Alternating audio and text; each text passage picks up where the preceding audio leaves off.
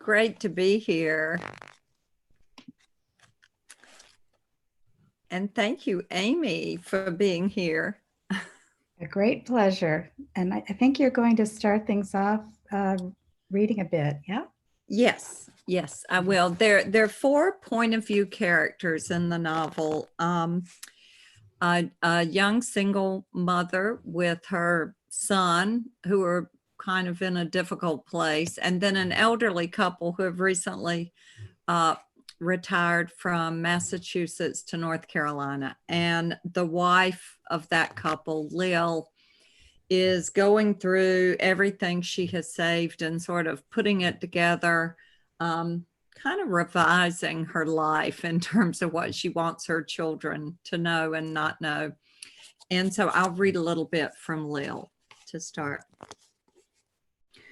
We all are haunted by something we did or didn't do, and the passing years either add to the weight or diminish it. Mine have diminished, perhaps because I've spent time thinking about it all. It might sound silly, but I see these bits and pieces as my contribution to evolution, the unearthing and dusting of the prints and markers that led me here. Some seem to bulldoze right through life and up to their headstones, but I want to take my time. I want to find the right words. I imagine my recipient to be you two, or perhaps your children, and I hope this is so, rather than some stranger who comes in and hoists old boxes into a dumpster or rakes away the remainders of my life like the sad debris in the aftermath of a flood or fire. I'll never get over the sight of what we left behind at our home of over 50 years to move down here. A mountain of cast-off things, old towels and linens, papers and books and shoes and pots, side tables and lamps, hoses and hose, packets of seeds I meant to plant, and a rubber squeak toy that had been safely hidden away in the back of my closet by one of the dogs long dead. And so much more. Things not needed, things long forgotten, cans of cream of whatever soup and V8 juice, why, and peas that had sat there forgotten for years, and things that never should have been there in the first place, like tuna helper, or those things in my closet, like that geometric print mini dress I bought in the 60s, hoping to look like Petula Clark or Judy Carn, a perky pixie kind of dress that I never had the nerve to wear, and instead looked at it there at the back of the closet for years, along with a wiglet and a long frosted fall and some jackets with shoulders resembling a football player or Victorian monarch. We divided it all into Goodwill, consignment, recycle, or landfill. But there were also the things I couldn't let go of: letters, reminders, souvenirs, and I'm taking my time, relieved when I find something that might have gotten lost in that mountain of debris, like one of your drawings from first grade, or the stub from a movie I'd forgotten I even saw, or a note from my father. When the moving van pulled away that afternoon and we got in the car and turned southward, the space within seemed so empty, vacant. Our suitcases and silver chest in the trunk, an overnight bag and thermos of coffee on the back seat. And I had that terrible feeling that I had forgotten something, because I was thinking of all the times the car was filled with you two, your belongings, your music and voices, the dogs, while going to school or on vacation or just to the grocery store, where I bought all of those things that I then put on the shelf there in our dimly lit pantry on the red gingham contact paper I spent one snowy afternoon 40 years ago cutting and sticking in place. All those things that I put there and then forgot about. In short, I'm homesick and I'm time sick. I would be lying not to say that. It's possible to feel content and resolved and still be homesick. I miss all that no longer is, which is why I paste and piece all these scraps together. Sometimes I hold a ticket or photo, a piece of paper, while willing myself back to where I first held it. I know that might sound silly, but it's what I do. I want to hear your young voices, the dog scratching to come in. I want to call my father on the telephone, fingering that rotary dial one number at a time. TW3 3642. Let me take this playbill and arrive at the theater, or this receipt and find myself there in the produce aisle of Star Market. Then after the show, after I check out, after I sit and let the car warm up, I drive those familiar streets home and find everything just as I left it, the kitchen door creaking behind me. So lovely. Thank you, Jill. And you read one of my favorite lines in the book in that section when Lil says, I am homesick and I am time sick. And some of the things I love about memory here are that Lil thinks of nostalgia as time travel. There's another line in the book, memory is the oldest and purest form of time travel. And much of this book has to do with, an account of living with absence, with sort of ghost figures. And a lot of my questions tonight, many of my questions will have to do with what I call the 3 H's that I kept encountering here: home, humor, and haunting, being haunted or haunting someone else. And one of the most interesting things, and I want to ask you in a moment if this was the core of this novel, but Lil and her husband Frank both remember losing their parents in nationally known disasters a year apart when they were children. And maybe you could say a word about Lil lost her mother in the Boston's Coconut Grove fire in 42. Frank lost his father in a famous train derailment crash in Renner, North Carolina the following year. And I think you said somewhere that your father had a real memory of that it was only about 15 miles, that train crash from where he lived. Mm-hmm. And can you say something about working with real events? Were they at the core of this, or am I? They totally were. And I was drawn to both events and then never found my way in to write of the specific time, and yet when I realized that they could be the backdrops for 2 other lives, then it all clicked into place. And it opened it up to the effects of the next generation, in the aftermath. Because what has struck me about both of those events, my dad was probably 13, and as many people did, they made these pilgrimages, just to see the after effects. And there's very little written about that wreck other than what appeared in newspapers, and occasionally in North Carolina. And if you go and walk the tracks, which I did, there's not a trace of that this thing happened. And in a similar way, you can find the stone in the sidewalk memorializing the Coconut Grove fire, but it's not easy to find because there's a hotel, there's a parking garage. And so I was just struck by how much gets lost along the way, both with our personal memories, what does not get said. You are the master on the page of what does not get said. And it's intriguing. And then likewise, the after effects of these accidents. And when I read about both accounts, they come down to these catalog lists of personal objects that help to identify the people. And as a kid, you know, reading the accounts of the train wreck, it was just so moving, you know, because it was December and there were Christmas gifts everywhere and a bridal veil in a tree, just I remember that. images you cannot shake, you know, No, life it's suddenly. unforgettable. A bridal veil and the Yeah. winter tree limbs. I remembered that.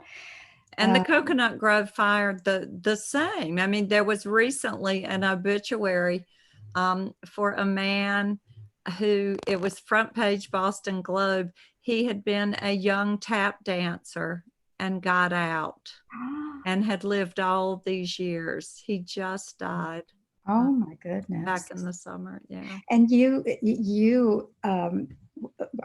for a child, I think in real life, as I was, who would, you know, thought of train tracks initially as, well, you know, you sneak up and you put a penny Right. so you can get a flattened penny from the train. But your father had this entirely different sense of it that he passed along to you. And I'm interested in the place where facts like those events really happened, and many hundreds of people were killed and injured. I'm interested in how you as a writer find the places where facts meet imagination. Oh yeah. And that's well, it was tricky, and it's probably most tricky for a copy editor. I discovered, you know, having to match all of these dates. I mean, it's like, because I had the fictionalized versions, you know, just trying to press these pieces and shape it. And of course, there were a lot of details that I had to keep going back to make sure they were in the right place. Yeah. Yeah. And I wondered, I'm going to jump all around here a bit, but which character in this novel showed up first for you? Lil. Uh-huh. That doesn't surprise me, actually. Yes. Yeah. But I wasn't sure who she was or where it went. You know, I'm intrigued by memory, always have been. Our mutual friend of old, Barry Hannah, you know, once said that Southern children are nostalgic by the age of 9. Yes. But you know, I kind of think all children are. You know, I think we all want to hear the, you know, the stories of our lives. And so I think you know, and my mother has dementia, and this has been going on for over a decade now. Yeah. And so, you know, memory, even prior to that, I was sort of drawn to how we remember, and are the facts correct, or do we embellish, you know, and it's there's a lot of unknown in that. So And the back to the lists, the catalog of but become talismans almost, really. I think you've said the objects belonging to the people who were in these catastrophes, some of which survived and some not, they really do become sacred objects. And I would, since you are sitting in your office, I would say to those watching that you are clearly something of a collector and have many magical objects. totally. And so Totally. that made sense to me reading this, that would of course have interested you. And I want to, so Lil turned up first. Lil turned up first, and then Frank. Okay. And you know, he was the hardest character for me, I think, because it just took me a while to get his character, and I wanted him to be an archaeologist. I mean, you know, when you and I are teaching together, you're always wonderful about stressing occupation and asking, you know, about Interesting. I think yeah, I mean, and our- it's interesting on the page, and it also helps a character come to life. And I knew Frank was an archaeologist, and you know, it's hard to have a character who's smarter than you are and knows all these things, you know, because to me that's the hardest, is to sort of simulate, you know, this knowledge. But it also seemed right that, you know, along with digging for these memories that yeah. And at the other age range in the continuum of characters here is the young boy with his single mother, Shelley, who works as a court reporter, and he's one of her two sons. And I love the way you do children. I mean, generally, and also here. And I just have to read to this one place, um, two things that the young boy Harvey feels he is an authority on. One is summer camp, and the quote is, as he says, where a lot of kids get murdered. Yes, of course. And then he tells his mother, and this is really, it's funny, but it's so also so poignant. You know, he hears about some of the cases for which she works as a court reporter. They're criminals. They're, you know, they're murder case. She's working a murder case.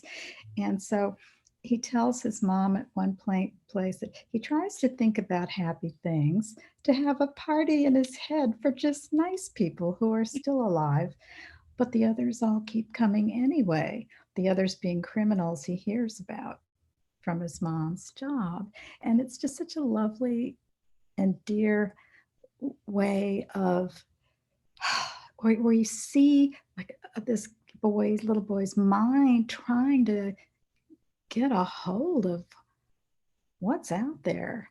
Yeah. And how much danger might he be in, and is his mom okay? She's in the courtroom with these people. And but she the mother, Shelley, you know, she kind of gives as good as her little son does too, because there's this great moment early on. I'm trying to find the quote. The father, of course, Shelley's husband, has left them, and her son, her son asks if his father is coming back, and she says yes. She just doesn't say as what. Oh, it's just, see, I love to read these quotes aloud because it makes me feel like I wrote them. Well, thank you for coming from you. That is the ultimate. No, I had so much fun with Shelley. You know, I mean, she's that character who's just unplugged. I mean, she sort of has, you know, her filter is just frayed. And she's also, you know, just kind of a nervous wreck, both about where she is in life, and Yeah. Harvey is, you know, talking about all these really scary things, but at the same time, you know, he's fixated on like Einstein, the world's tiniest little horse. I mean, he has all these sweet Yeah. things. Sweet, the sweet things. But I think it's not that common to be for a writer to be as good at understanding um, the elderly as they are, you know, able to understand children, and so that's impressive. That's impressive to me. And I wanted to ask you. Oh, I won't ask you to read that out loud because I didn't note the page. Sorry. Back to this place of, as I said, where you have facts, real events, and you're making up story.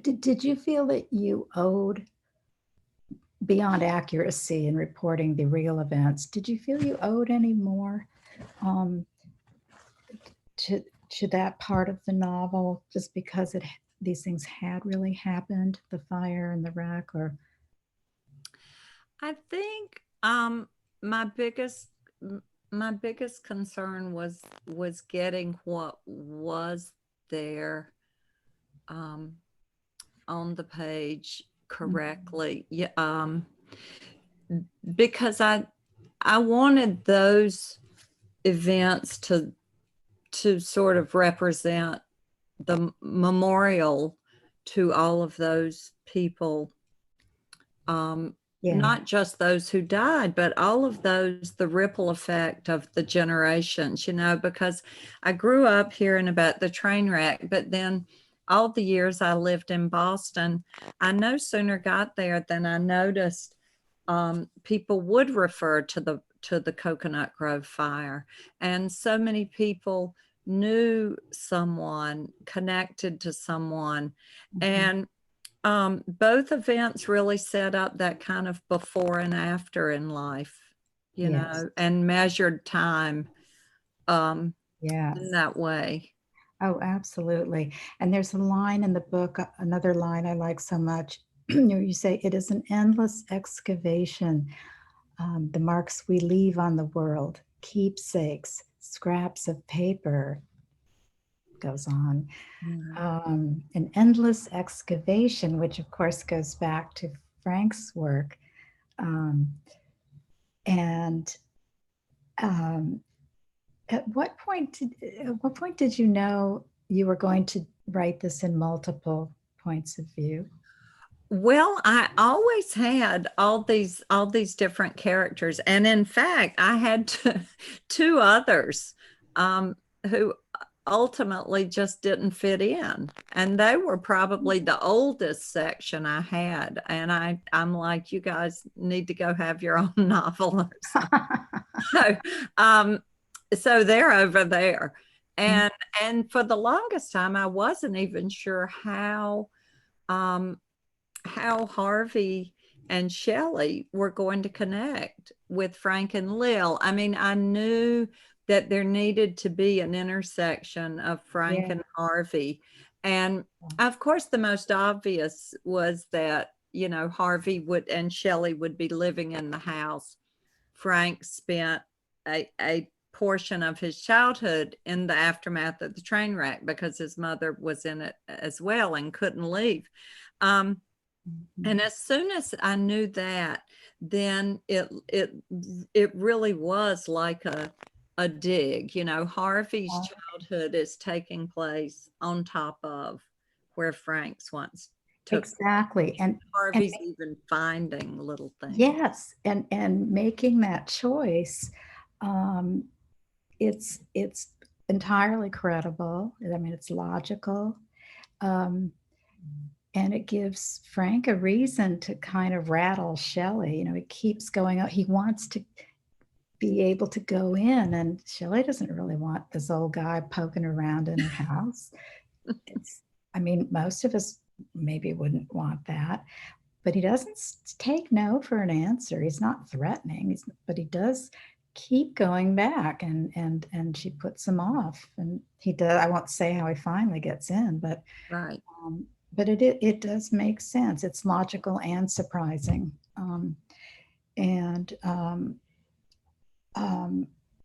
It's funny about Maris introducing you had, we added up 10 books of fiction. I think it was the 6 novels and 4 collections. And I was talking with a friend, a writer who has not published that much, but he feels he's already an older writer just because it's worn him out so much. He said he likens his mind now to an old PC because he said it's full of memory and it's slowing him down. And I wondered if there's anything in that rings a bell for your experience. Oh my gosh, totally. I read some description of how, as we get older, that you go from like the young kid on roller skates who's going from file cabinet to file cabinet to now we have like the 90-some-year-old who's like slowly climbing a step stool to retrieve it, and I would say that now I'm afraid I repeat things, and in fact, I told the same anecdote in 2 novels about the teacher who taught improper fractions. She would take the littlest kid and put him on her lap and say proper, and then she'd make him sit down. She'd sit on top of him and say improper.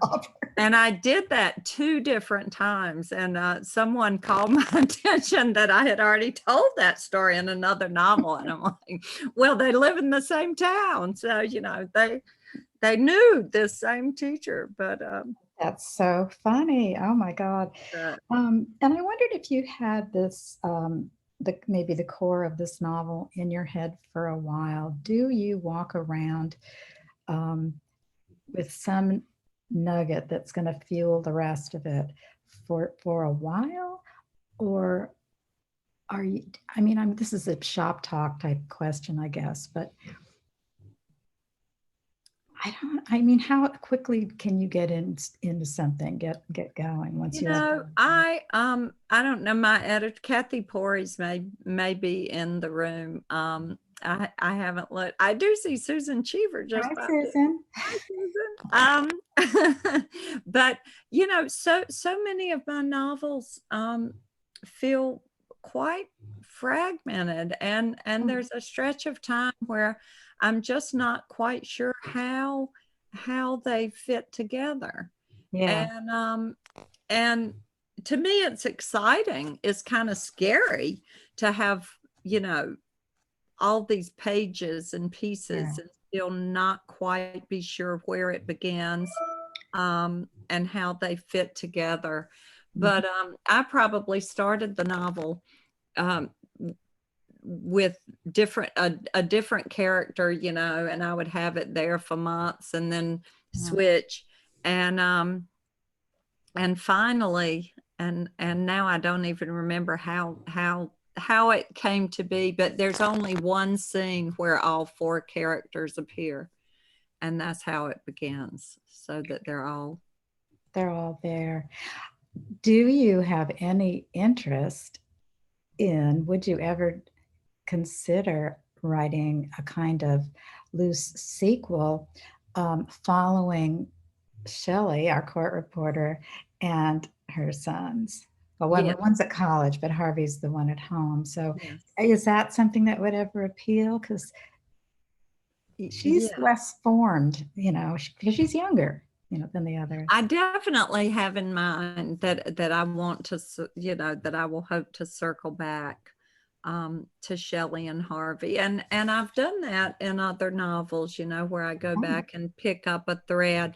And actually the whole trial that Shelley's working on, is because at the end of Life After Life, so many people were upset with me that I did not solve that murder, that I did not bring justice. And I saw it as the realistic choice. I think way too many people are invisible in our society and do disappear. And I made that choice. But a lot of unhappy people with me, saying, why did you do that to her? So anyway, in this novel, that trial happens in the background. And so in a similar way, and some of the people from Life After Life are there in the courtroom. And I could imagine circling back to Shelley and Harvey for sure. And there's something, well, it really does apply to really all of the characters, I think, and another of your books. I like the way you treat people's mistakes. That I like the way you let people find their way back from mistakes. And I was reading the other day, I finished a book someone told me to read by Alfred Hayes, who I didn't know of, was a writer in the 30s or 40s. But anyway, there was this quote that I liked, and I thought of it with you. What one ran out of was not mistakes, but the years to make them in. And I think, well, I can relate to that. But but you can relate to that. You do relate to that in your work. You know, people goof up and they Yes. don't do themselves in necessarily. And I'm grateful for that. Yeah, you know, and I think if I have a recurring theme, and part of that with the writing is you do start to feel like you're doing the same thing over and over. I do. And I think it is that kind of second chance. And more, you know, I believe in the value of those mistakes and the admission of mistakes and coming to terms and what can be learned. I mean, a lot of good things come out of those mistakes that put us on a different path. And so And yeah, I mean, and I think our society doesn't allow for enough mistakes. I think so too. I agree completely. And I don't think it's Pollyanna-ish to say, as you did, and I agree, well, you know, some good things come out of mistakes. I think that's just a truth. Yeah, the Dixie chick, or now the chicks. I've noticed that. The chicks great quote is what, you know, wide open spaces, room to make a big mistake. Yes, exactly. And I wondered, with all the things that haunt your characters, and they sometimes haunt each other, when you finish this novel or any other book, do you find that any of the characters haunt you? Or are you finished and it's done and you're thinking of what's ahead? No, I continue to think about them. They just feel kind of like long distance friends. How about you with your characters? I feel differently. I feel like when I've completed this story, now I've dealt with that. Mm-hmm. And I don't tend Mm-hmm. to go back. But And yet your characters, you know, for your readers live on. I mean, like I'm thinking of the end of Cloudland. oh, well, thank you. Yeah, Thank I you. mean, Yeah, I feel it's those, changing now. I mean, do you feel it's the standard question everyone will ask, and I'll ask you too, but do you have the slightest sense at all of how your writing might be affected, whatever you do next, by the way our lives have changed so profoundly, and the difficulties of the last 4 years, and then the pandemic? I mean, it's just like, do yeah, you even feel like writing? I feel like writing, but I don't want to mention it. You know, Yeah. I mean, I find myself, you know, for 4 years getting up every day with the idea of an op-ed or some kind of vent in my head. But you know, but that's not the fiction. I mean, I have continued to take notes, and I'm working on some stories and other things, but you know, the distraction has been considerable, and I'm not quite ready to put my characters in the pandemic. I can understand that, but could you remind me, and therefore everyone listening, you sent me a wonderful essay that appeared with Osgold. What was that called? How Yes, can people find that? Aerosmith is the Aerosmith, mhm. edited by Osgold Melnichuk. And what was the title of the essay? Oh gosh, what was the title? I'll get it in a minute. It's not, that old woman is climbing way up high. It's something. If you think of it, I will. but you It could also wasn't look. my time. It was, you know, it'll come to me. Okay, but yeah, it was an essay. It wasn't, you know, weren't writing fiction, and Right. it was an essay. But I think these times have prompted a lot of essays. Yeah. from a Which lot of people, which I think is all to the good. Um, I wanted something out. There's something else very different. I'm looking at my rough little notes. Oh, there was something. Another friend was saying to me recently, something that reminded me actually of something Raymond Carver had said. And I thought, at first I thought, oh, I like that. And then I thought, but is that really so? And I wanted to run it by you and see if this registers, or if you agree or disagree. But Carver had said that he felt if you've seen one form of despair, you've seen every form of despair. And I'm thinking of your characters with their immense losses. And I like the sound of it, but I don't know if I agree. Um, you know, I think it's I could agree because I think that when you know a particular emotion, um, that you can transfer it, you know. Mm-hmm. William Maxwell had that great quote about writing out of deprivation, Mm. and which is, writing about what's been lost. And we all know loss. Yeah. Um, we all know grief, Mm-hmm. just in different ways. And I think so many of those emotions, um, we knew early as children. I agree. I agree. And Catherine Ann Porter, who nobody reads much anymore, though she's gotten with the pandemic, Pale Horse, Pale Rider. But I've always thought her Miranda stories were a good example of showing these life-changing emotions in childhood and then to Yeah. the grown up, and how the impact weighs the same, to Yes. us as a child. I mean, you lose your cat as a child, and it's um, Yeah. And I'd like to say just one more thing I particularly admire like crazy before we'll ask Maris to open it up to questions from the audience. But I just did want to signal also just the extraordinary ability you have to deliver a place.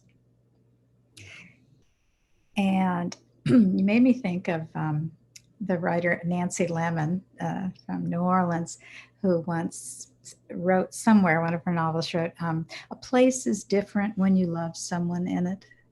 mm, And I think that you do that just absolutely brilliantly. It's throughout this novel, it's throughout your body of work.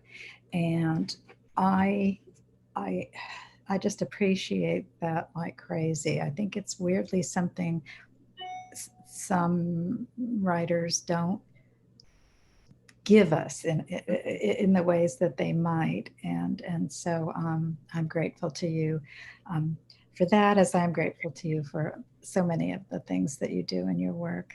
And I see that we've reached the time when it is time to ask oh, and there is for audience questions for Jill. Hello. oh, thank you, So yeah, drop them in the chat, please, if you have anything.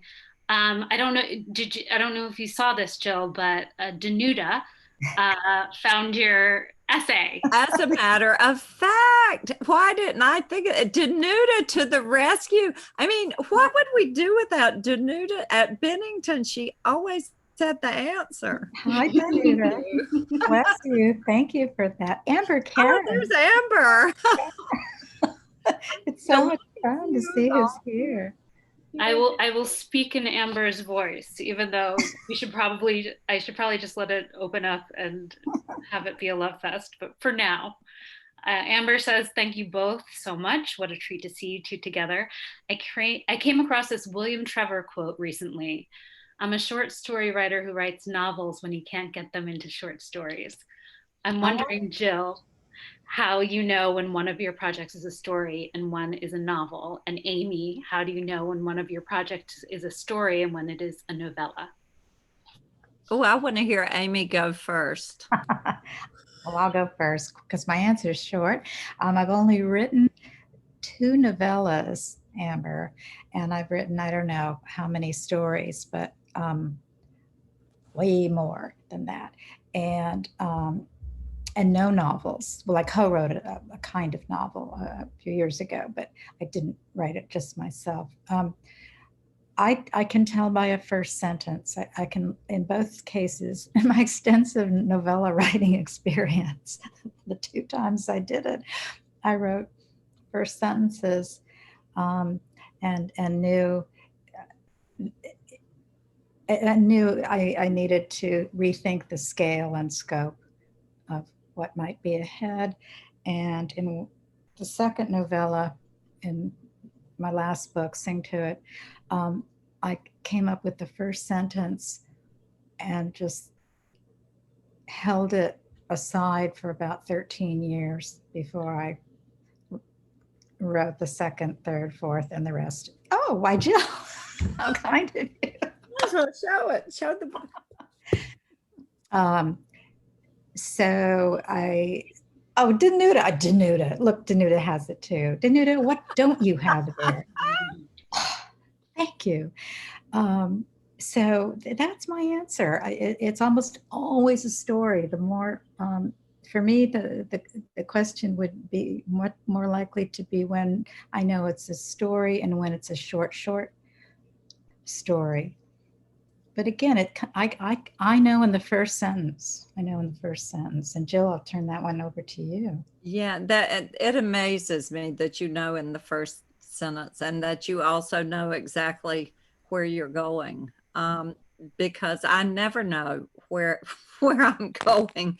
But I think that for me, and I don't always know immediately, but usually when the idea is more thematic and abstract, like, you know, an interest in the exploration of memory and having a cast of characters that span all ages in life.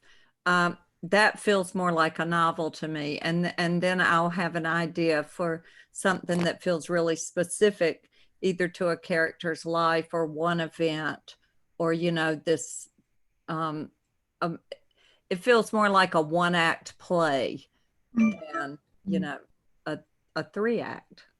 So. Nice. Oh, I have another question just before Maris, you ask one.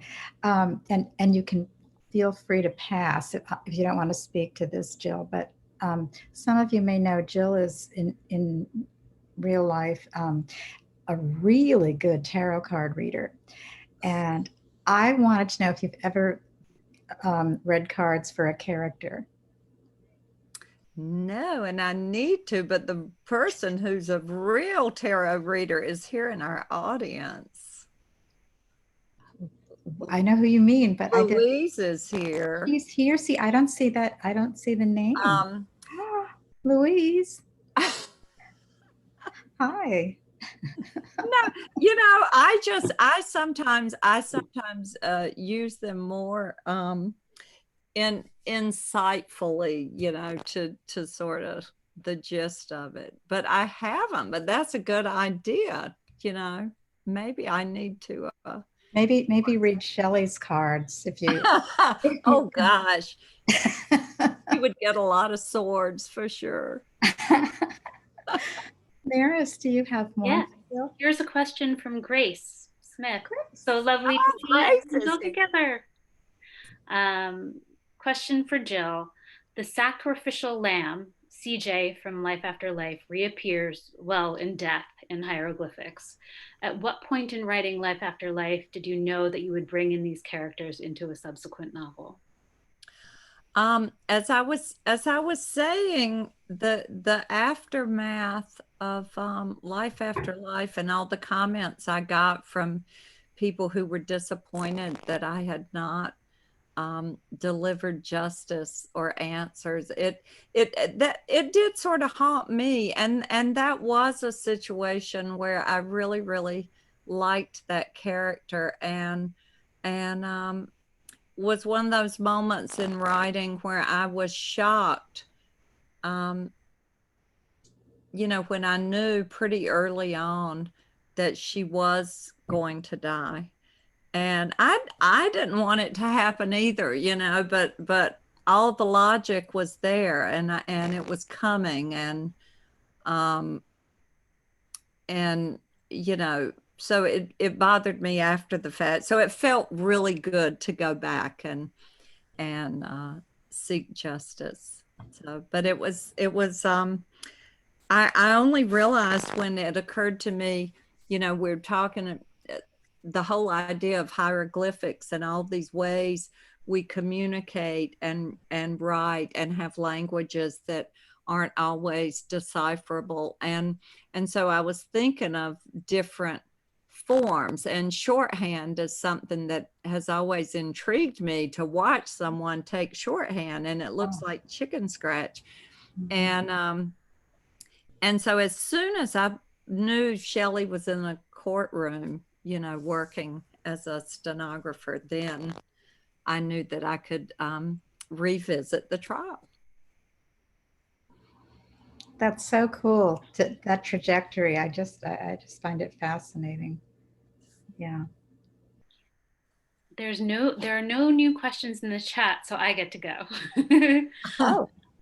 Amy and Jill, another huge part of your life, as we can tell, is your teaching. And I wonder if you could talk about how it's been in this past year during the pandemic to be a teacher, and do you have words of wisdom that you give your students that you can share? Wow. Well, we've been doing it on Zoom, of course. And I mean, everyone is, or on a similar platform. Well, we did it at Bennington. We did it for the low residency part. We did the workshops there. And then the rest in the low residency program is still through the mail. So that didn't change. I'm doing, I teach somewhere else, and every weekly workshop, the workshops are on Zoom, and that really took some getting used to. Some people take to it immediately. It took me a while. The odd thing for me is when some students, and it's only the undergrads who do this, none of the grads, but they block the picture, the video. And they're allowed to do that. And I understand that. And it's fine. But it does feel to me like only the ones who I can actually see are there. So I've got to like make myself remember to call on, to bring the others who aren't wanting to be seen for whatever reason into the proceedings.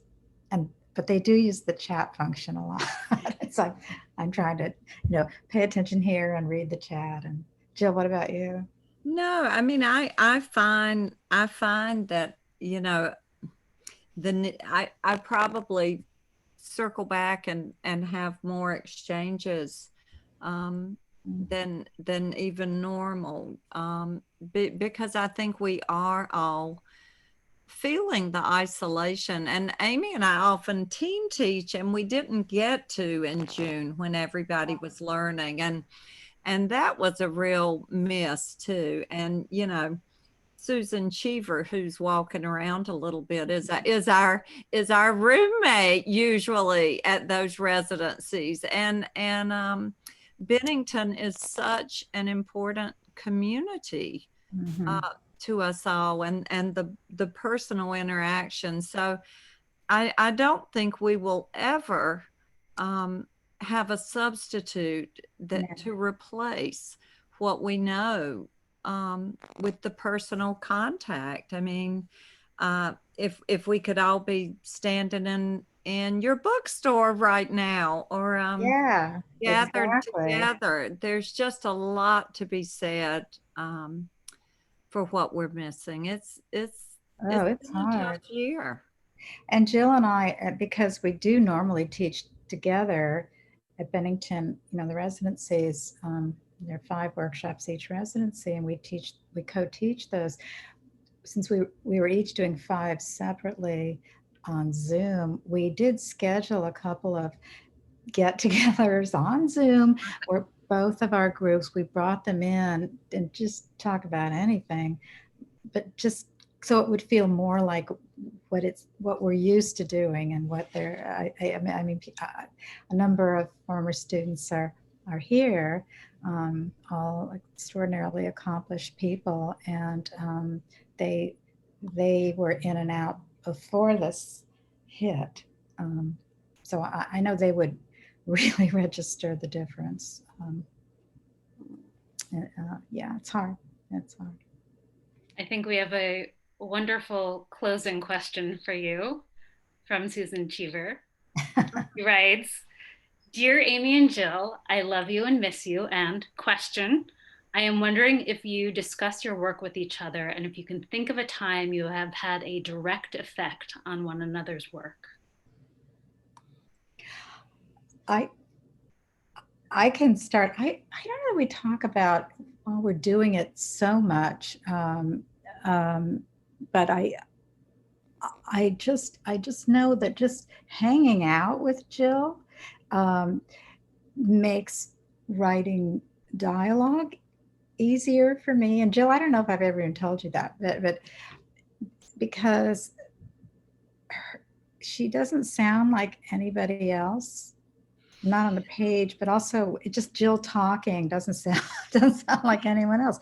And I hope you won't mind. This was it's in a published interview, Jill. But one thing I'll never forget is Jill just remarking out of nowhere, says, "Oh yeah, that was the day my uncle invited us to a swan bake." Like, who says that? So it does have a direct effect on when I'm writing people talking, and I think it loosens me up, and I just try to remember that they should sound like people talking and not like a writer writing dialogue. That's one thing. And I think the effect of Amy, it's wonderful because it pulls me in the other direction, because I mean, Amy is really a poet, and so much of her work I read that way, every word counting. And so, it reminds me to sort of slow it down and look at it that way. And I think that's why we love teaching together, because we sort of give a classroom the whole span. I mean, she knows right where she's beginning and where she's going.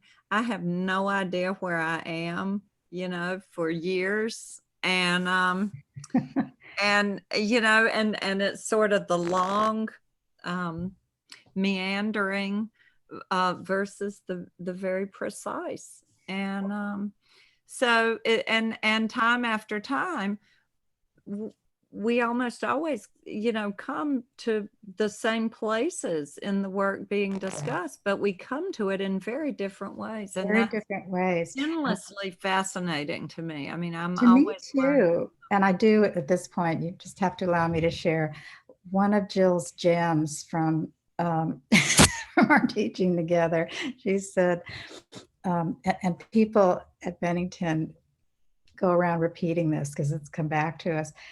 She said about someone's story, she said, well, if it's not one thing, it's your mother. It holds up. The Holds up mothers really well. carry a lot of weight in A lot of weight. literature. Yeah. Well, So this Mary- has been Oh. such a wonderful night. Thank you both so much, Jill and Amy. Thank you. And Thank thank you to this wonderful audience. Sorry, I mean, show your dogs if you have them, I guess is the. Oh, he's sleeping. Oh, Blue. Blue. Grace, do you see him? Half of him, only half of him fits on Oh, the his head fell off the pillow. This has been so much fun. And Maris, thank you. And Amy, thank you so much. And oh, there's Samson. Oh, oh my God, there's Samson, AKA Bobby. All Susan, of you. where's Eli Cheever? Questions. I just, it's wonderful to see all these names. Christine Scott D. I'm seeing Kathy Porries. Hi, Dee. Good. Oh my God, I can't see these people you're seeing, but I see Grace and Sam. I feel like I ought to be leaving Tishman or something. I know. Maris, thank you so much for making Yes, this thank so smoothly. This has been wonderful. And Susan, we'll see you soon.